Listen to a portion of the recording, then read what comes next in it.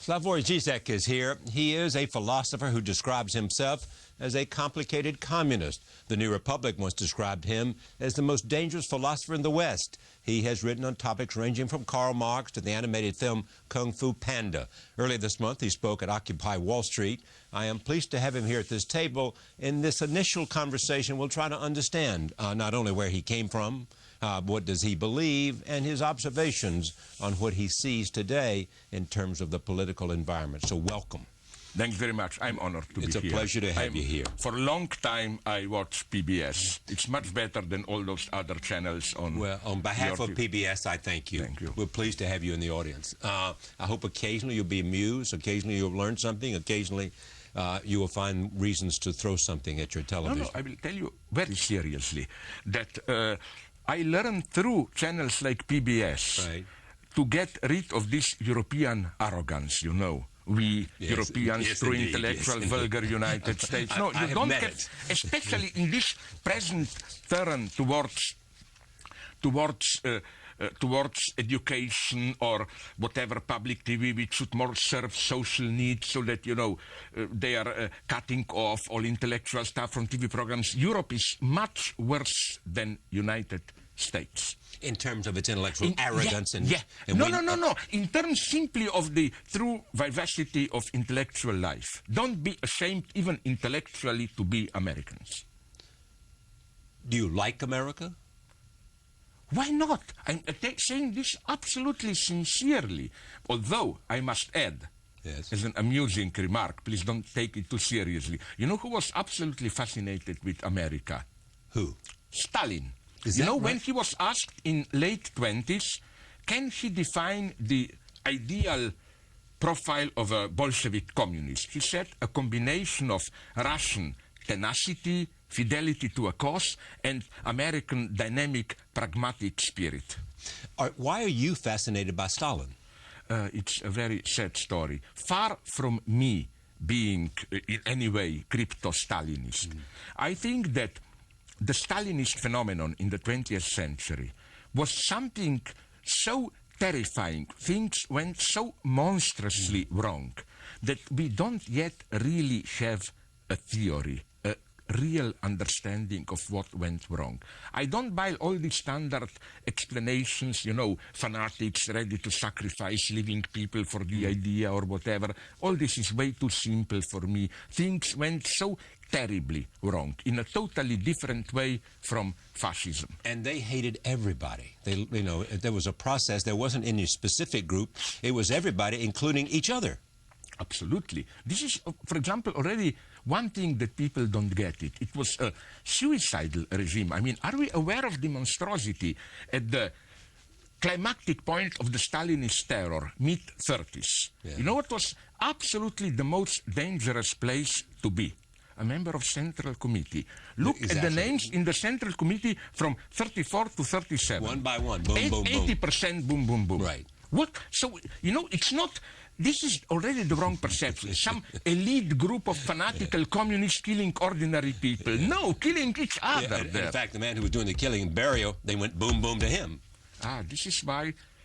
at the end. But this is why Beria probably, if not organized the death of Stalin, prevented doctors' help, because Beria knew what Stalin was doing. When Stalin nominated a new secret police boss, he immediately nominated someone who was formally just second in command, but whose task was to prepare a dossier to get rid at a later stage and of him. So Beria knew he is next.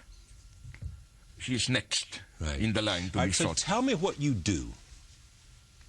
I'm lucky. I'm not kidding. There is irony in it. And my, ironically, gratitude goes to communist regime. You know why? In the early 1970s, 73, when I finished my postgraduate studies, I was already accepted to be assistant professor, to make a career there. This was where? 73, Ljubljana, Slovenia, ex-Yugoslavia. Then immediately, afterwards, like a couple of months after, there was a counter-offensive of hardline communists, the last Indian summer of hardline communism. So, I didn't get a job. for 6-7 years I was unemployed, but it wasn't too bad. I was doing translations and so on, supported by my parents. And then a miracle happened. Then they got me a job at some marginal institute for social sciences. The idea was, I'm not a complete idiot, so they gave me a job, but marginal institute to prevent public influence and contact with students. I'm still there. It means permanent sabbatical. I have absolutely all the freedom to do whatever I want. But you're known around the world, American students. I mean, you're high up on the list of sort of people that they want to hear. Yeah, to hear it's okay, but I don't like to lose too much time with debates. I'm very misanthropic, you know. I think that most of the people are boring, stupid, and so on. I don't like to lose time. They told me, oh, you should debate with students, you will discover new ideas. Maybe not. Maybe it will be just loss of time, you know. Well, isn't there a dance place named after you in Buenos Aires? This is such a brutal irony. It's not a joke what I will tell you now. Yeah. People think, oh, I'm extrovert, half crazy, but I have my problems. Never in my life, and never is not a metaphor for just once a year, never did I dance or sing. I'm psychologically unable to do it. You never could dance? No. You don't have this motor skills? Too obscene. It's too, no, it's the obscenity of gestures. I cannot do it. Yeah. So why do they think you're the most dangerous philosopher in the West? Or at least why did one writer for the New Republic say that? What is it you do or say that makes people think you're dangerous? It's some things that I wrote about violence, connected with what the author misread as my sympathy, which is absolutely not here for Stalinism and tough regimes, which is madness. Sorry, but I was some kind of a dissident, not the hard one, but enough not to get a job, no? Plus, although it's very ambiguous, my critical stance towards the politics of the State of Israel towards Palestinians, although my position is there very differentiated. I totally agree with those who claim that you never should compromise with anti-Semitism. Anti-Semitism is, for me, the primordial zero-level form of ideology. You have certain social conflict, and you try to resolve it by blaming some outside intruders and so on. Looking for a scapegoat. Yeah. You know why I brought out these dangers of the Zionist politics? Look, I see something terrible happening lately. I hope you and other intelligent people also noticed it. First, it was Breivik, the crazy guy from Oslo, who was not so crazy. Unfortunately, he had a consistent ideological vision. Do you notice that he is a strange case of Zionist anti-Semitism?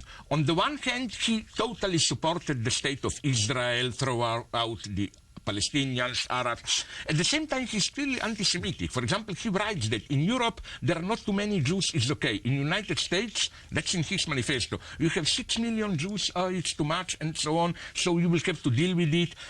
But wasn't something similar, for example, here on Fox TV with Glenn Beck? Yes. He was fired, made anti-Semitic, at the same time, totally pro-Zionist. And what I really am terrified with is that some hardline Zionists in the State of Israel are ready to make a pact with this kind of Zionist anti-Semitic, for example, American Christian fundamentalists. The idea is we tolerate your internal anti-Semitism if you allow us to play the same game with Palestine. And it makes me very sad for the Jewish people whom I like immensely. I think that something that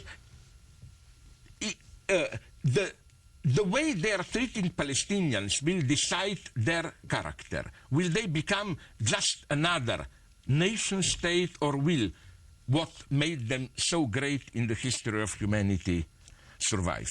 But again, we live in crazy times. This is misread as, I'm anti-Semitic or whatever. I hear you. Tell me about this film the forthcoming film. It's called The Pervert's Guide to Ideology, directed by Sophie. No, we did the first one, which did relatively well, Pervert's Guide to Cinema, and now we repeat the same formula. We take mostly the formula is documentary clips or clips from well-known films, and just giving a twist to them. For example, one with ideological critical axis. For example, one that we really like, it worked well, is we all saw James Cameron's Titanic. Indeed. And then we saw Avatar. Avatar, even too low to mention. But in Titanic, you remember the final moment when Leonardo DiCaprio character is dying and freezing?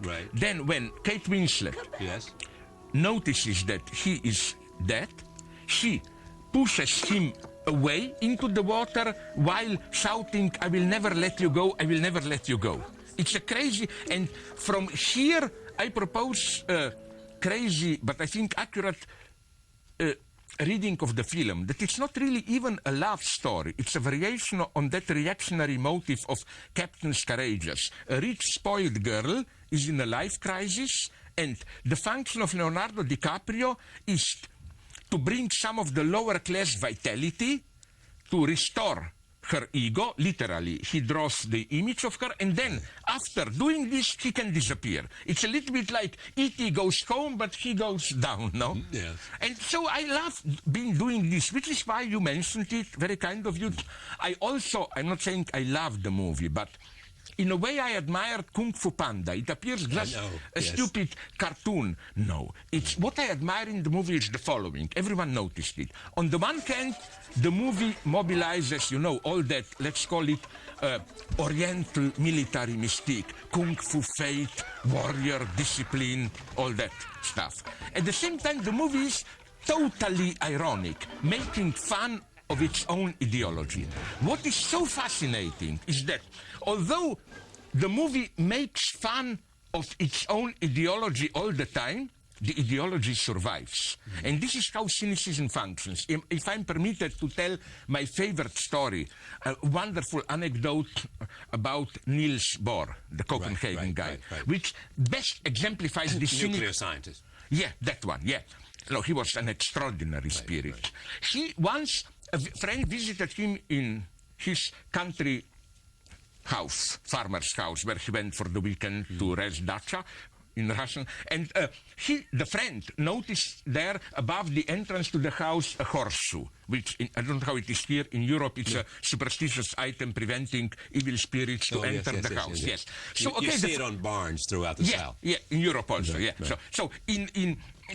So the friend asked Niels Bohr, "But wait a minute, aren't you a scientist? Do you believe in this?" Niels Bohr said, "Of course, I'm not crazy, I don't." So the friend asked him, "Why do you have it there?" You know what Niels Bohr answered? No, I can't wait to find out. Yeah. He said, "Of course I don't believe in it, that it says, but I have it there because I was told that it works even if you don't believe in it." That's unfortunately our ideology today. Or I'm hedging my bets. Like you don't have to believe in it, but belief still functions. Like, think about another thing which always fascinated me. Things like Santa Claus. You ask the parents, "Do you believe in Santa Claus?" They will tell you, "I'm not crazy, I buy that." Then you ask the child, "Do you believe?" He will say, "No, I'm not crazy, I just pretend not to hurt my parents." And, so a belief functions as a social category, even if no one believes in it. I think this is crucial to understand how things function today. What's the role of philosophy, you think, in the 21st century today? I don't exaggerate it, but also I don't underestimate it. Let me be very clear. First, I claim that the time of philosophy is coming. Why? Look just at the ethical questions we are debating. Abortion, is it permissible or not, biogenetic manipulations. These are simply new dilemmas where, let's face it, you cannot simply apply old traditional wisdoms or rules. We have to think. At the same time, I don't think philosophers can bring ready-made answers. But philosophers can do something very important today. They can, and this is no less important than correct answers, they can allow us to ask the right questions. Exactly. Yeah. It's exactly what they do. Isn't it